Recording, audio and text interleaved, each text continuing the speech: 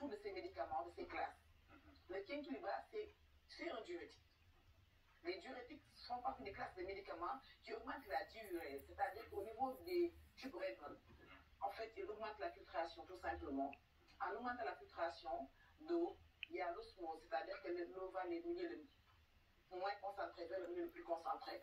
Et par contre, on diminue aussi la concentration de sel et on baisse la tension artérielle. Okay. Donc vous conseillez le quinquilibre aux hypotendres? Par contre, non. Je ne connais pas sa pharmacocinétique, je ne connais pas sa pharmacodynamique, je ne connais pas sa demi-vie, je ne connais pas son effet sur le long terme. Je sais que vous le prenez, vous urinez plus, donc votre tension va baisser, mais pour combien de temps?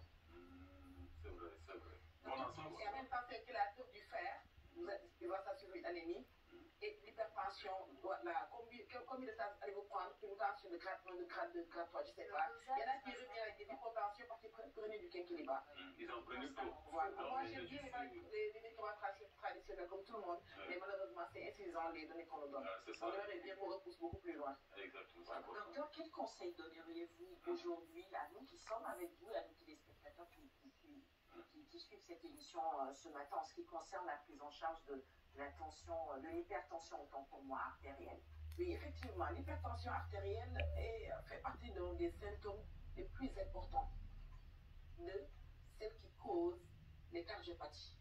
Les cardiopathies, c'est l'aisance cardiaque. C'est quand le cœur ne devient plus suffisant à parfaire ce qu'on lui demande. C'est-à-dire que le cœur, c'est comme un chef de famille qui distribue le ravitaillement à tout le quartier. C'est le ventricule gauche qui éjecte le sang dans l'aorte. Et l'aorte, c'est un grand arbre et qui donne des branches partout dans le corps, au niveau céphalique, le tronc artériel brachio-céphalique, vers les cerveaux, au niveau des bras, au niveau des reins, au niveau des côtes, au niveau des membres inférieurs, au niveau des organes génitaux et du pelvis. Donc le cœur, lui, c'est juste un distributeur de ravitaillement. Le chef de famille lui demande d'amener la dépense quotidienne. Les dames vont préparer, je parle du Sénégal. Mais le chef de famille, quand tu lui dis, oui, je suis amené la dépense et le ravitaillement, c'est bien, il faut entrer dans la cuisine, c'est toi-même qui vas préparer, tu vas piler le mille, tu vas faire tout. Finalement, le chef de famille, qu'est-ce qu'il devient? Fatigué. Il est fatigué. Au début, il est musclé, il est bien gaillardi parce qu'il fait beaucoup d'efforts. C'est le cœur. Dans l'hypertrophie ventriculaire gauche, concentrique, c'est au début, quand l'hypertension artérielle est là, le cœur fait beaucoup d'efforts pour pousser le sang parce qu'il a déjà pompé. Il met le ravitaillement dans les camions, mais les camions ne bougent pas, il les pousse. Il les pompe, il les pousse. Le cœur fait beaucoup d'efforts. Quand il fait d'efforts, il y a ce qu'on appelle une hypertrophie concentrique du ventre gauche. C'est-à-dire qu'il recrute beaucoup de fibres pour vraiment avoir de la force. Quand on s'entraîne, on a de la force. Mais là, donc, qu'est-ce qu'il se dit? Là, je suis fatigué. Et il se relâche. Ce qu'on appelle hypertrophie, dilatation, et c'est le début de l'insuffisance cardiaque. C'est le début de la dilatation des oreilles et des cavités. C'est le début des troubles du rythme, des arythmies, des palpitations.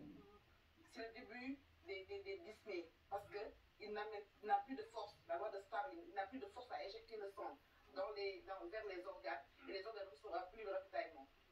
Donc la dyspnée commence à apparaître, parce qu'il n'y a plus d'oxygène, parce que c'est le sang qui amène l'oxygène. Mais ce processus n'est pas irréversible, on peut y remédier. Au stade d'insuffisance cardiaque, on y remédie que par les comprimés. Et voyez-vous, refuser de prendre un comprimé, on se retrouve avec 6 au moins, parce que le cœur c'est un tout, c'est une maison.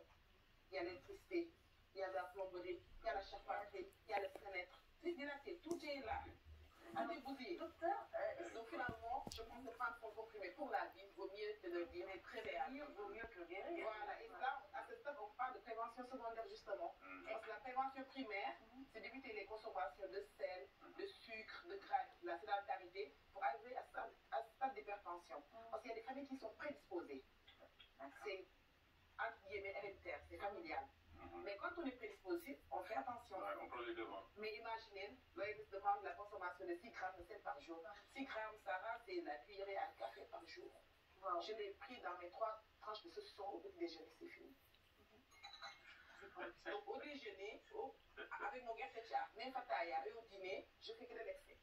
Incroyable. Et je veux mourir sans AVC, sans dialyse, avec une belle forme. Vous voyez, nous sommes tous en sursis. Même si vous n'êtes pas cardio, vous pouvez découvrir vous-même les conséquences. Nous sommes tous en sursis alors. Voilà. Actuellement, les études montrent qu'on est à 36 grammes de sel en moyenne au Sénégal. 36 grammes. 36 grammes. Au lieu de 600 fois plus. Qu'on prend par jour. Par jour, oui. Et avec vous, rajoutez le sucre, vos briques et tout ça, là, il est là. C'est très on met par exemple le sel, ensuite il y a le cube. Le cube est composé les de sel arômes, également. les bouillons, les soja et tout. Et Plus vraiment, le on est en train de se tuer. Le sucre, Et plus de sucre, comprends? parce que Ouais, parce que alors qu'on n'a pas besoin, il y a que l'être humain qui remet du sucre, alors que Allah a mis naturellement dans tous les bouts. Dans tout ce qu'on prend, il y a du sucre naturel pour